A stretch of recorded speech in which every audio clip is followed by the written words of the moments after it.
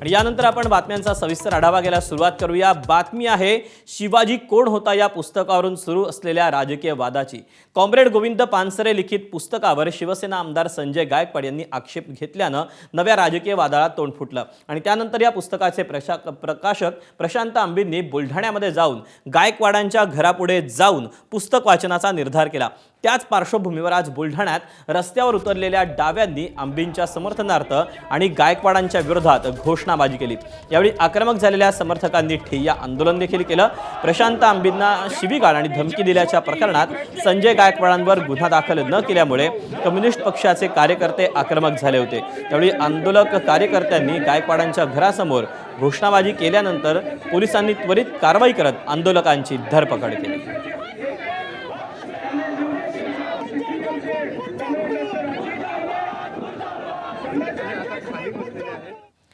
आमदार संजय गायकवाडांच्या घरापुढे पुस्तकाचं वाचन करण्याआधीच बुलढाणा पोलिसांनी शिवाजी कोण होता या पुस्तकाचे प्रकाशक प्रशांत आंबींना ताब्यात घेऊन स्थानबद्ध केलं।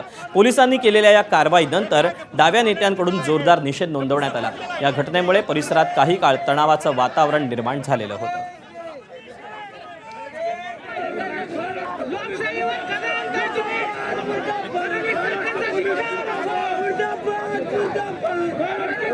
फसवणूक केलेली आमची। खरं तर आम्ही एक साधा कार्यकर्ता आहे। मी पोलिसांना चुकून टू व्हीलरनं सुद्धा तिथे जाऊ शकलो असतो, पण आम्ही पोलिसांबरोबर सहकार्याची भूमिका घेतलेली आहे। निघताना पण आम्ही जाहीर करून निघलेलो आहे।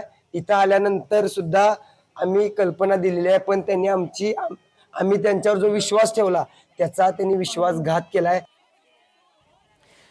दरम्यान पुस्तक वाचन ऐकायला आम्ही देखील जाऊ, परंतु छत्रपती शिवरायांचा जर एकेरी उल्लेख झाला तर शिवप्रेमींना आम्ही आवरू शकणार नाही, असा इशारा बुलढाण्याचे शिवसेनेचे आमदार संजय गायकवाड यांनी दिला। आमच्या लोकांनी त्याच्यावर देखील गुन्हा करायची मागणी केली आहे।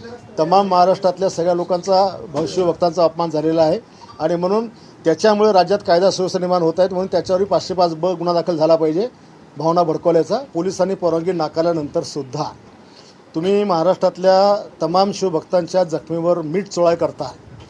जाणून बुजून जे पुस्तक तुम्ही छापलं, 20 लाख प्रती त्याच्या विकल्या, एवढं सगळं केल्यानंतर तुम्हाला आता इथून पुस्तक वाचण्याची आवश्यकता काय?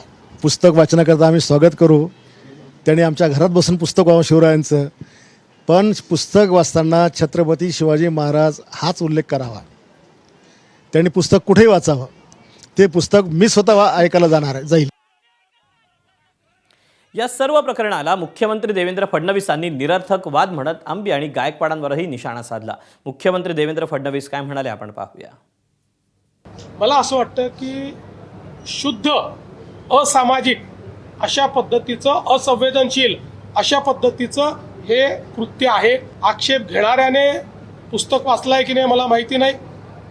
आंदोलन करणारे तिकडनं जे आलेले आहेत ते आपण कशा करता करतो हे त्यांना माहिती आहे की नाही मला माहिती नाही। केवळ कुठला तरी मुद्दा पकडायचा आणि त्याच्यावर विवाद उभा करायचा आणि चर्चेत राहायचं, हा प्रयत्न योग्य नाही। एबीपी माझा, उघडा डोळे बघा नीट।